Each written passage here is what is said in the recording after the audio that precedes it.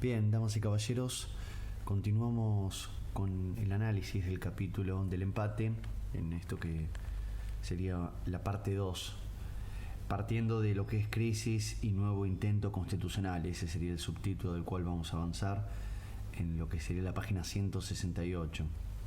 Bien, en este apartado el autor brevemente lo que hace es describir lo que fue el gobierno de José María Guido, quien asume como presidente luego del golpe del 62 que sufre Frondizi. Esto lo hemos visto en clases, esta particularidad que a veces tienen los golpes de Estado, en donde si bien se recurre a un elemento ilícito, como ser la deposición de un presidente democrático, en este caso en particular no asume un militar, sino que colocan a quien fuera el presidente de la Cámara de Senadores, es decir, recurren de alguna manera para algo ilícito a un mecanismo que avala la Constitución en el marco de la ley de acefalía.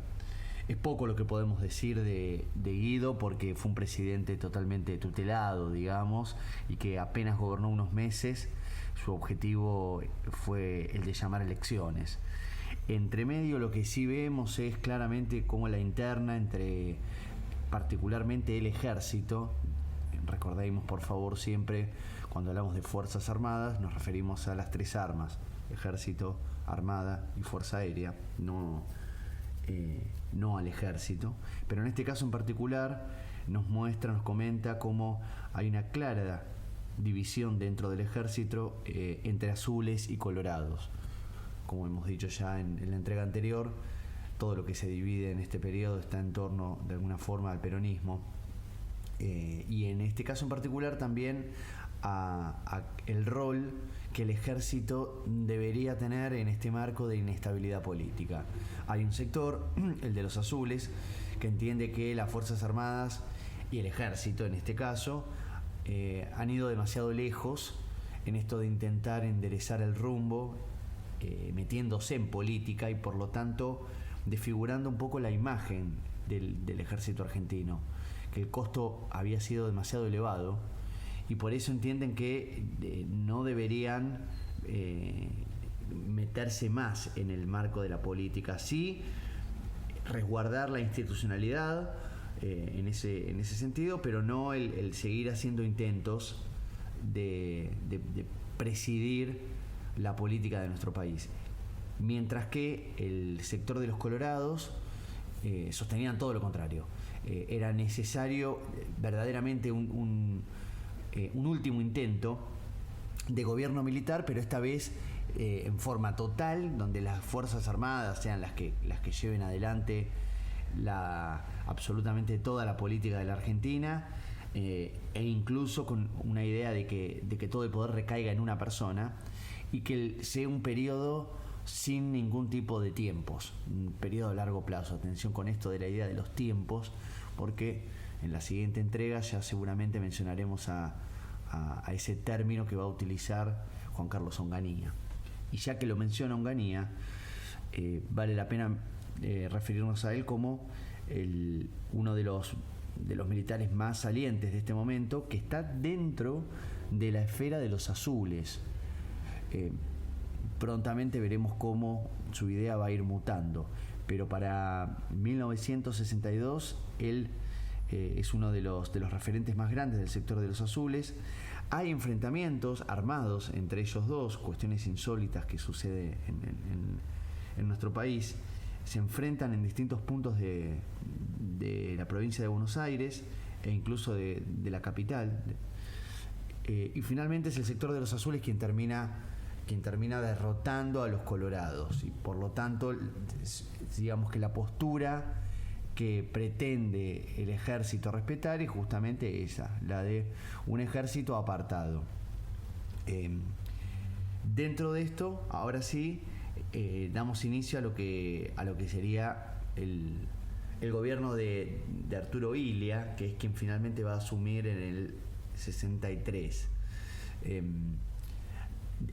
Antes de pasar a Illia, recordemos que también hay internas dentro de la Marina, dentro de lo que es la Armada Argentina. No solo las internas son propias del Ejército. Por ende, ustedes lo que deberían tener en claro es que el panorama de las Fuerzas Armadas es complejo, muy complejo, debido a que no hay una idea que sea homogénea, para todas las fuerzas, sino que hay diversidad de opiniones. Siguiendo entonces con el apartado de crisis y nuevo intento constitucional, paso de página y ya nos metemos de lleno en lo que es, como les comentaba, el gobierno de Ilia. Arturo Ilia es un médico rural que en verdad no es la cara saliente de la Unión Cívica Radical del Pueblo, dado que ya lo hemos mencionado, es Balbín su máximo referente. Sin embargo, este prefiere correrse y no presentarse a elecciones porque entiende que se trata de un periodo totalmente inestable en donde el presidente no ejerce verdaderamente el poder, lo cual es una realidad. La visión que tiene Balbín es correcta. Presenta entonces a otro candidato, que es Arturo Ilia, quien las elecciones de julio del 63 le termina dando la presidencia con un 25% de votos. No es para nada un saldo demasiado alentador. Hay también votos que se lleva la Unión Cívica Radical Intransigente, el voto en blanco. Es un presidente que va a asumir en octubre y que va a gobernar hasta junio del 66 con un apoyo escaso. Cuenta con mayoría en el Senado, es cierto, pero no así en diputados, y tampoco cuenta con mayorías en las gobernaciones del interior. Ya hemos hablado de lo importante que suele ser esto para un presidente en nuestro país, porque es lo que de alguna manera te da cierta estabilidad política. Bueno, Ilia no lo tiene, sin duda alguna. Ilia es me parece justo que me extienda un poquito más, porque el texto casi que lo pasa muy rápidamente a este presidente que en los últimos años tuvo como una especie de auge de revalorizar su figura, dado que verdaderamente es uno de esos escasos presidentes, esos casos muy que en nuestra Argentina no abundan, de austeridad en el poder, básicamente. Un presidente que no hizo abuso del cargo bajo ningún punto de vista. El patrimonio con el cual ingresa, que era una casa que había sido donada por los vecinos él era un médico rural, como les dije, y como reconocimiento a su tarea, los vecinos le habían dado una casa, un auto y una cuenta bancaria con digamos, muy poco dinero. Eso es lo que tiene al llegar. Al irse tiene exactamente lo mismo, la cuenta está en blanco y el auto lo tiene que vender, de hecho. O sea, se va con menos de lo que llega, e incluso les debo comentar que él va a culminar su vida trabajando en una panadería. Un caso verdaderamente que vale la pena nombrar, porque, y más en los últimos tiempos en nuestro país, en donde está esa visión de pronto de que siempre es todo lo mismo, siempre fue todo corrupción, de que la política necesariamente tiene que ser sucia y corrupta. Bueno, tal vez deberíamos de pronto abrir un poquito más los ojos y prestar atención cuando eso no es de esa manera. Porque acá hablamos de un presidente, como les comento, que su postura fue totalmente lo contrario a ello, y sin embargo el pueblo no sale a defenderlo cuando sufre el golpe del 66. Hablemos de alguna de las cositas también de sus obras, porque no es solo la austeridad lo que uno revaloriza de Arturo Ilia. A pesar de tener una imagen con la cual la prensa y particularmente la revista Primera Plana lo va a hostigar permanentemente, me refiero a una imagen de un tipo grande, débil, lento, se lo va a asociar a la imagen de una tortuga siempre que no acelere el paso. Este viejito médico rural se mete verdaderamente con pesos pesados. Es artífice de la ley de medicamentos, la cual básicamente lo que hacía era regular a las farmacéuticas.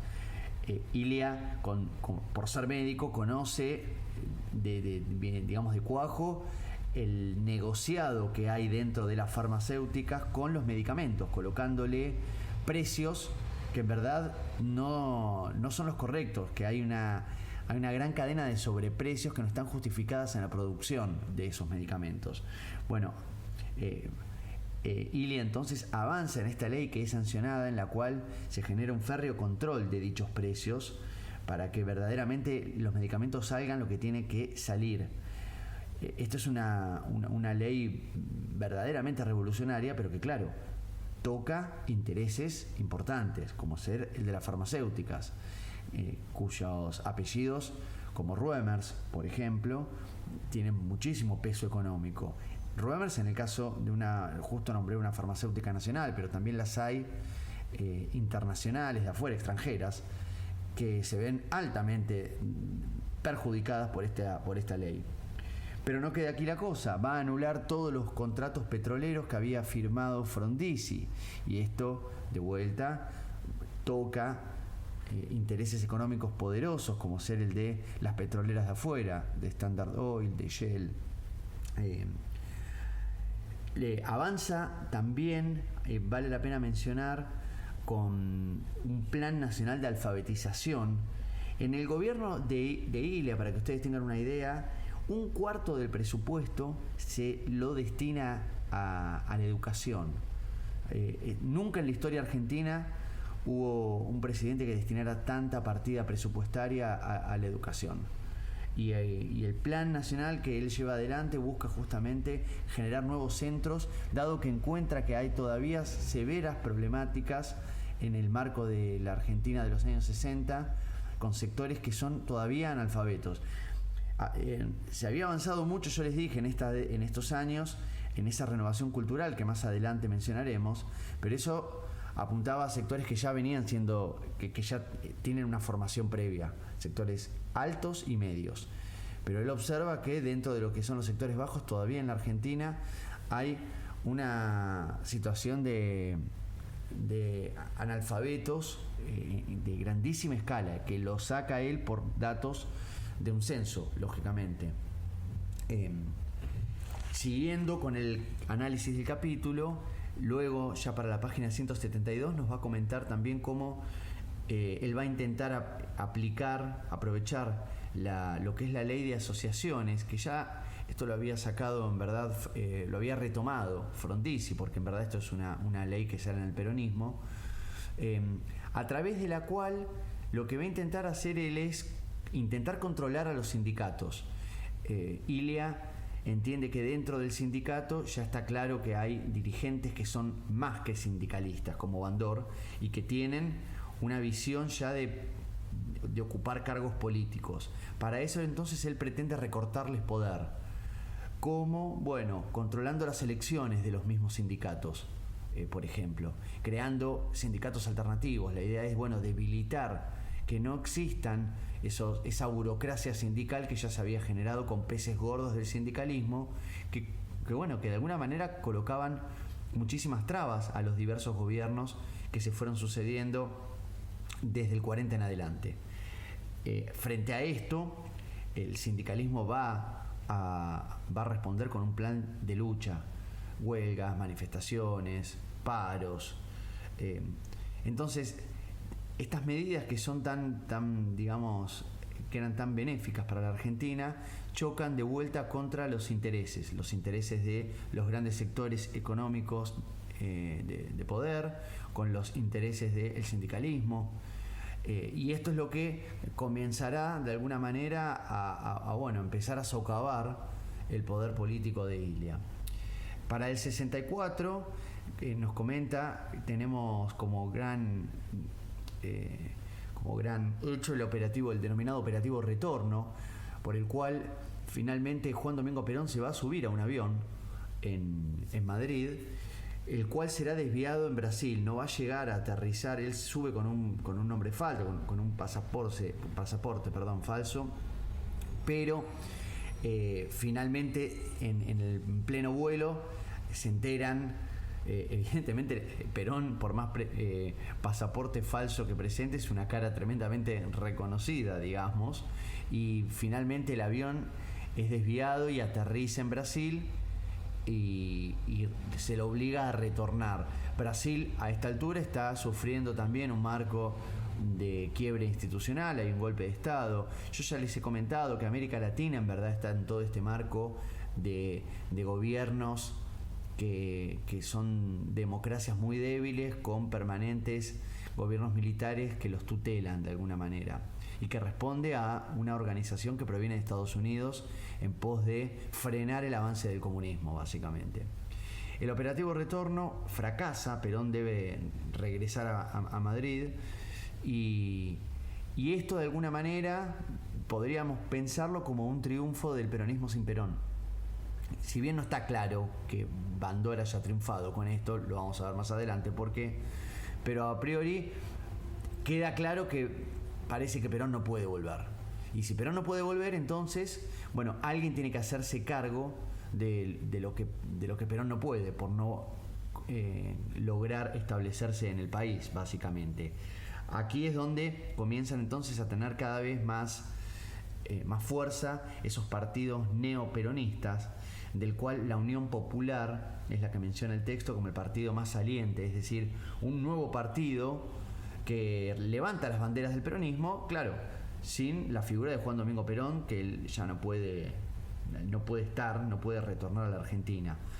Para esta altura, claro, el Partido Peronista ya cuenta con su nuevo término, que es el que todavía conocemos en la actualidad, el Partido Justicialista, el PJ. Para 1966 se espera elecciones en la provincia de Mendoza. Y acá es donde Perón nuevamente, con su astucia, va a generar una nueva jugada.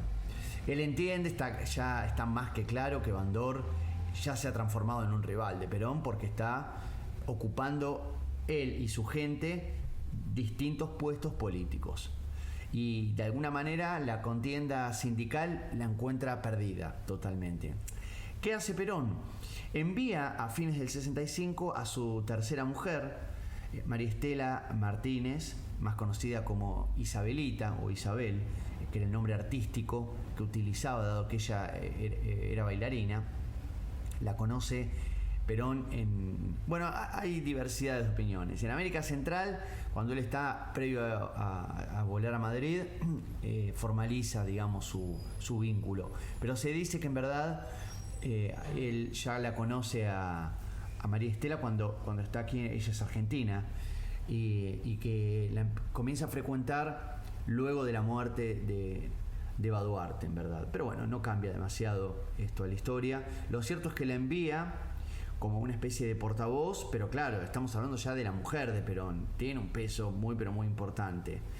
Ella sí es recibida, y lo que viene a hacer acá particularmente, como les dije, es a colocar un candidato para la elección que les comentaba. Esto está en la página 174, que va a tener lugar en Mendoza. Lo importante es básicamente ver a través de una batalla electoral quién tiene más peso. Perón presenta un candidato, Bandor presenta otro, y el candidato que triunfa es el de Perón. Acá no importa tanto los nombres, les puedo comentar que Perón para esta oportunidad había escogido a alguien prácticamente un conservador de derecha. No importa quiénes son los personajes, sí lo importante, cuál es la maniobra política que Perón está queriendo llevar adelante, y queda claro que con esto Perón le marca la cancha a Bandor. Mirá que yo todavía, si quiero, presento candidatos y tengo más peso político que vos, básicamente. A todo esto, el texto nos comenta que las Fuerzas Armadas miran con recelo lo que está el gobierno de Ilia, ¿sí? Y que si bien el sector de los azules es el que de alguna manera se encuentra a cargo del ejército con Juan Carlos Onganía, que pretendían respetar la democracia en la Argentina.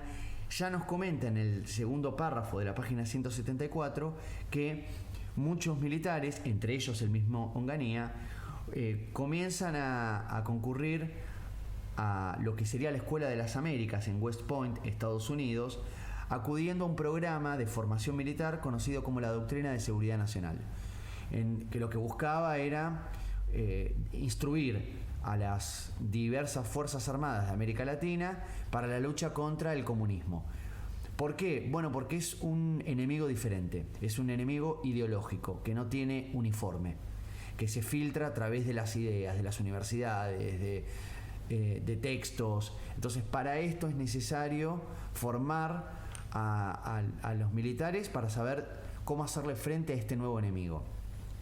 Acá es donde comienza a generarse ese cambio del sector de los azules, porque frente a esta nueva formación, nuevamente es como que queda claro que, bueno, cuidado que el comunismo avanza, las Fuerzas Armadas son las que tienen que velar por la integridad de los distintos pueblos para que no avance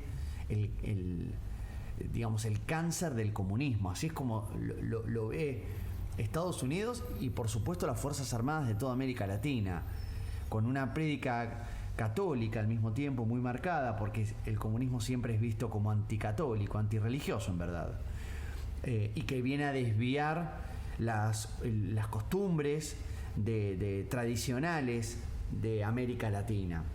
Acá es donde entonces se empieza a generar ese viraje y ya nos anuncia, creo, ya en esta parte, que finalmente Ilia va a terminar siendo depuesto por un golpe en el 66, en junio del 66, asumiendo Juan Carlos Onganía. Sin embargo, más adelante va a volver sobre esta cuestión. Acá es donde el texto empieza, como les dije, a transformarse en esta espiral que va y viene permanentemente.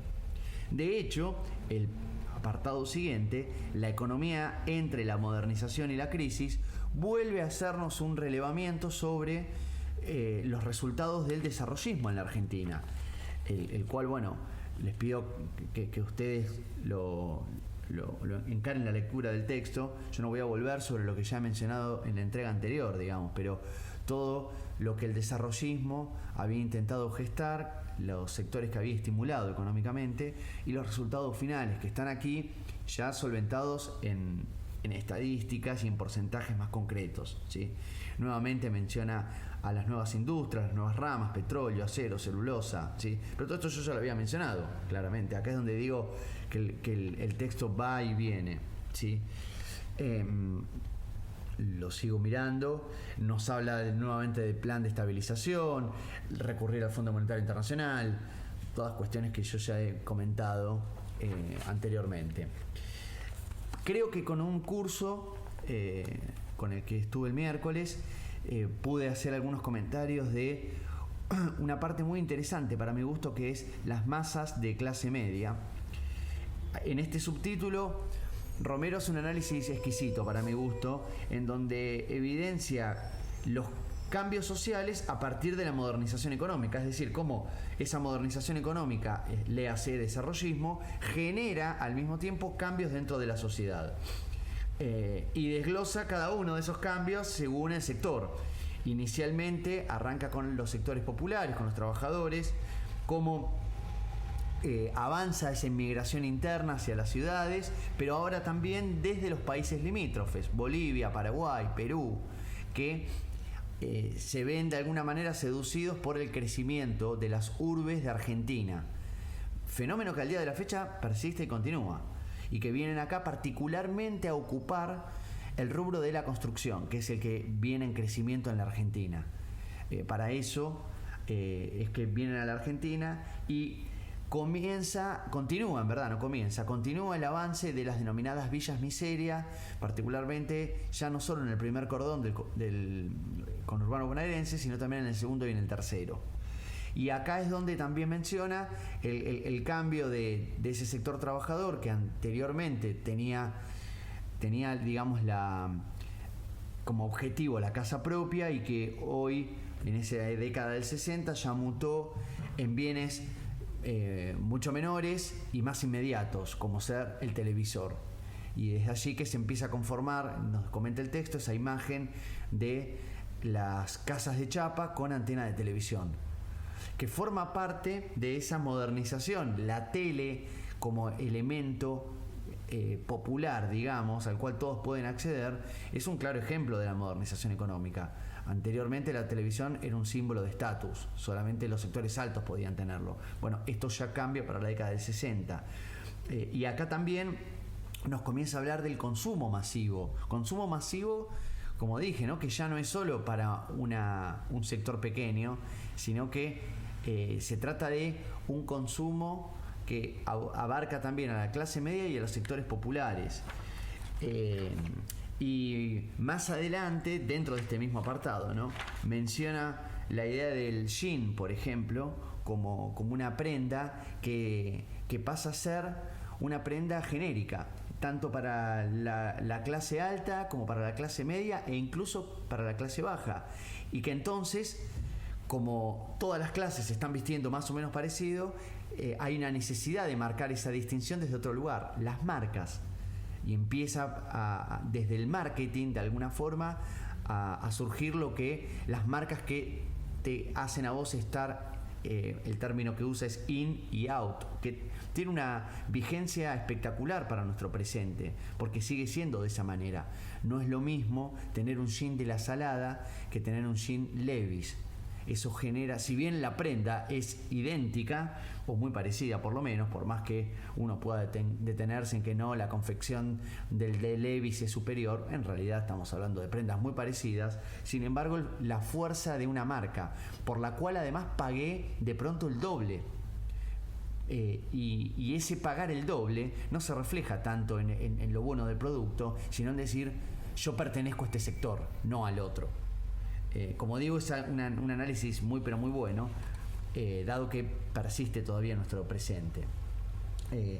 Cuando menciona las clases altas, quedan claro también que el apellido ya no alcanza, es algo que ya venía cambiando con el peronismo. Ya no basta ser de tener un apellido de familia de élite, porque los sectores medios han ido avanzando, particularmente creciendo a través de la educación como vía de ascenso social. Por ende, la clase media se desvive por mandar a sus hijos a la universidad, porque es sinónimo de estatus social todavía en esa época. Y menciona un término que de alguna manera va a ser lo que todos pretendan alcanzar: el ejecutivo. Los ejecutivos de empresa se transformarán en el cargo anhelado por las clases altas, pero también por la incipiente clase media. La empresa, que anteriormente era familiar, ya dejará de serlo. Y esos cargos de dirección que antes ocupaba la familia, ahora en verdad serán ocupados por gente que se ha preparado para dicha tarea. Aparecen nuevas carreras de pronto como organización de empresa o el marketing mismo. Ya metiéndome ahora sí en el siguiente apartado, la universidad y la renovación cultural, que se da en un marco de crecimiento intelectual con nuevos centros educativos. Menciona el Ditela, las ideas de Gino Germani, la Facultad de Filosofía y Letras, que están en un auge intelectual, en un crecimiento cultural muy pero muy grande entre el 55, entre que la universidad se desperoniza de alguna manera, hasta el 66, con renovación de carreras, nuevas carreras que llegan, la sociología, la psicología. Dentro del campo de las ciencias exactas, la idea de los grandes laboratorios que empiezan lógicamente a investigar, a dar nuevas técnicas que deben ser aplicadas en ese marco del desarrollismo. ¿Sí? Hay como una coherencia que se está dando, y acá ya no hablamos de un solo presidente. Por eso es que no menciona un presidente, es un proceso que se da a nivel cultural durante todos estos 10 años, básicamente, más allá de quienes ocupan el cargo de presidente de la nación en ese entonces. También menciona a ideas como el hipismo, porque no solo hay una explosión desde lo intelectual, sino también desde otras manifestaciones como artísticas. Yo les había mencionado también en clase los happenings que se armaban en esa época, muy revolucionarios, digamos, desde lo cultural. Marta Minujín a la cabeza de estas experiencias artísticas en donde una obra de pronto se construía y se destruía en el mismo lugar, y en donde se citaba al espectador, que ya no es solamente un espectador que percibe un cuadro, sino que forma parte de lo que se está construyendo desde lo cultural. Cuestiones muy revolucionarias, y que lógicamente empiezan a chocar con la idea que el sector militar pretende para la sociedad, una sociedad rígida y tradicional. Bueno, la cultura viene a romper con todo eso. De allí que en el 66 este proceso se interrumpa.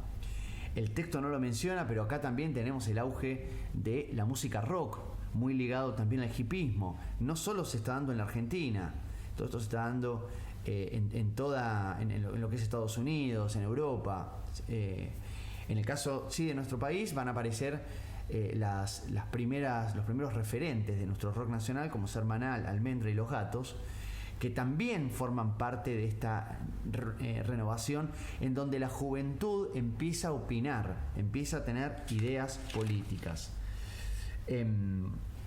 Nuevamente menciona la idea de laico libre, acá de vuelta va y viene, no me voy a extender en ello porque ya lo he mencionado. Luego avanza en el apartado de la política y los límites de la modernización, que es la última parte del capítulo, en donde nos comenta de vuelta el impacto que tuvo la Revolución Cubana, el avance de la izquierda en Latinoamérica y cómo todo esto fuerza a un cambio de conducta por parte de Estados Unidos que debe reforzar las fronteras, básicamente, a través de las diversas Fuerzas Armadas para intentar evitar que avance dicho comunismo. Finalmente nos menciona a cómo, por eso digo, el gobierno de Ilia medio como que está desdibujado aquí. Menciona sobre el final a la revista Primera Plana, que es una revista que va a conducir Mariano Grondona, todavía vive Mariano Grondona, un famoso periodista de derecha claramente, quien a través de esa revista se encarga de difamar la imagen de Ilia, tratarlo como un viejo que no acelera el paso, la tortuga, como les decía, y empieza a posicionar la imagen de Juan Carlos Onganía como un militar con principios, rígido, fuerte, que es verdaderamente lo que necesita nuestra Argentina de los años 60 frente a este avance de un comunismo que se filtra por todos lados y que pervierte particularmente las mentes de los jóvenes. Esta es la visión que tiene. Hay innumerables portadas de dicha revista Primera Plana en donde uno puede ver justamente cómo se lo satiriza, cómo se lo burla. Es muy parecido a lo que había sufrido en su momento Hipólito Yrigoyen previo a su golpe de 1930. Es muy, pero muy parecido esa burla. Y el radicalismo tiene como a lo largo de su historia estos personajes. Se me ocurren más aquí de la Rúa, que también va a ser como visto desde ese lugar, como alguien torpe, lento, viejo. Y así es como llegamos al golpe de junio del 66, en donde Ilia finalmente será forzado a renunciar, si bien él resiste y se niega a hacerlo. Finalmente es echado de la casa de gobierno y asume Juan Carlos Onganía. Aquí nuevamente hago esta reflexión de una ciudadanía que no participaba, evidentemente, que no supo, no quiso salir a defender al marco democrático, lo cual debería hacerse más allá de si el presidente te gusta o no. Lo importante siempre es prevalecer al orden democrático.